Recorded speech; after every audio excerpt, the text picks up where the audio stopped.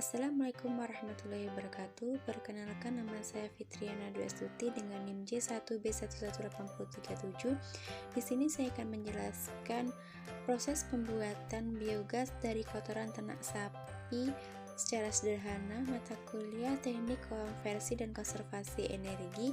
Dosen pengampu Ibu Yunisa Trisuci STP MSI, Ibu Nur Hasna AR STP MSI. Biogas merupakan gas yang ditimbulkan dari bahan-bahan organik seperti kotoran hewan, kotoran manusia, atau sampah yang direndam di dalam air dan disimpan di dalam tempat yang tertutup atau aerob. Alat yang digunakan yaitu trigen, paku, selang, lem, keran kompresor, balon, corong, botol, dan korek api. Sedangkan bahan yang digunakan yaitu kotoran ternak sapi dan air.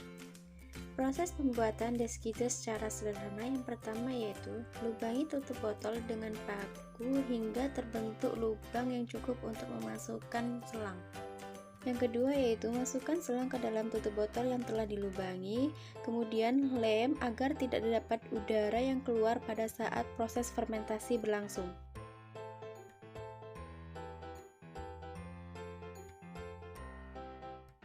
Selanjutnya, masukkan selang ke keran kompresor. Yuk simak proses pembuatan biogas kotoran sapi secara sederhana. Masukkan kotoran sapi yang tidak tercampur dengan sisa pakan, kemudian tambahkan air dengan perbandingan 1:1 untuk kotoran ternak sapi yang tidak tercampur dengan pakan dan air.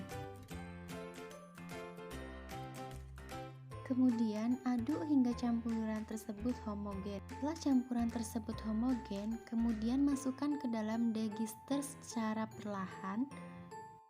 Tutup degister secara rapat agar tidak terjadi kebocoran udara saat proses fermentasi gas berlangsung.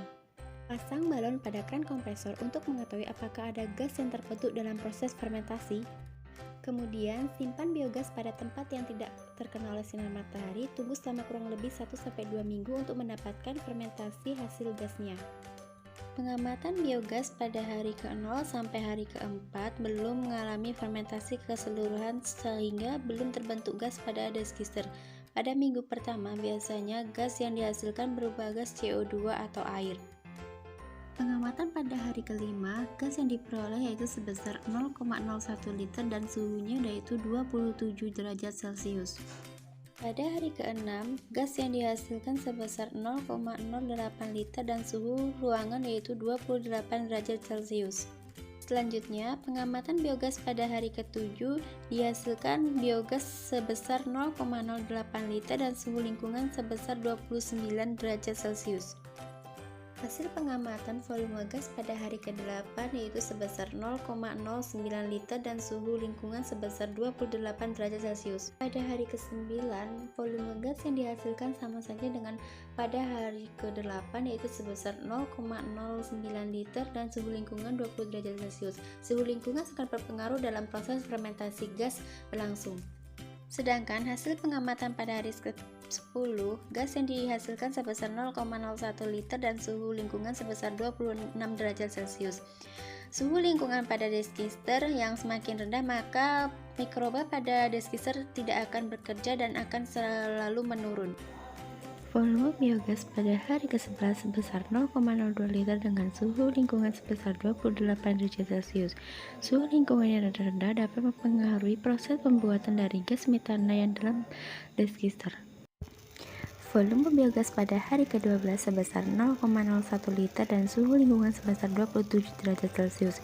Suhu lingkungan yang sangat rendah mengakibatkan mikroba dan bakteri di dalam deskister tidak akan bekerja dengan baik dan akan semakin menurun sehingga gas metana yang dihasilkan akan secepatnya berkurang dan tidak akan menghasilkan